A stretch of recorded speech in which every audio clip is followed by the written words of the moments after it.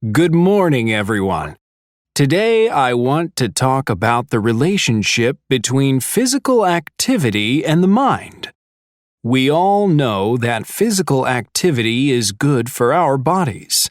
Physical activity gets the blood moving and strengthens the heart muscle. As a result, the oxygen level in our blood rises. Regular exercise lowers blood pressure. And, of course, exercise helps us to maintain a healthy weight. People who exercise regularly are less likely to get diabetes and other diseases. Physically fit people often live longer. So there's no doubt that physical activity is great for the body. But what does it do for the mind?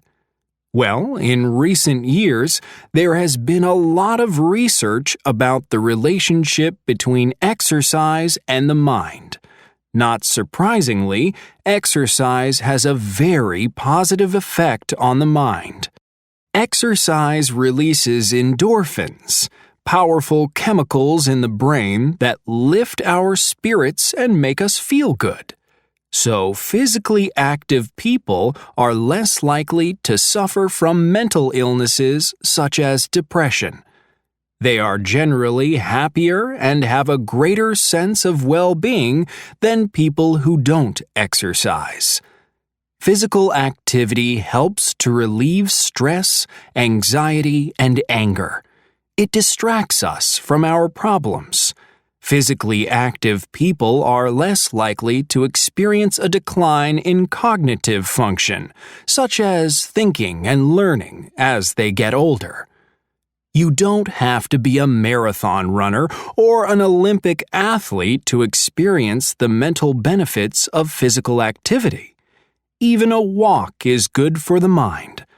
This leads me to an interesting study that was recently published in the Journal of Experimental Psychology, Learning, Memory, and Cognition. The study was co-authored by Marilee Apezzo, a doctoral graduate in educational psychology, and Daniel Schwartz, a professor at Stanford Graduate School of Education.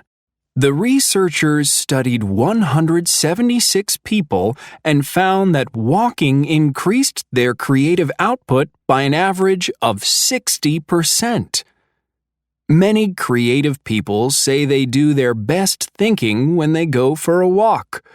Steve Jobs, the co-founder of Apple, was famous for his walking meetings.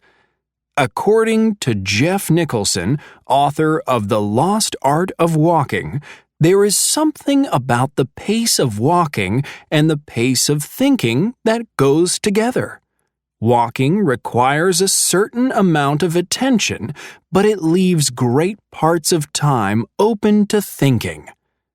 After the break, we'll look at some famous creative thinkers who loved to walk, such as Charles Baudelaire and George Orwell.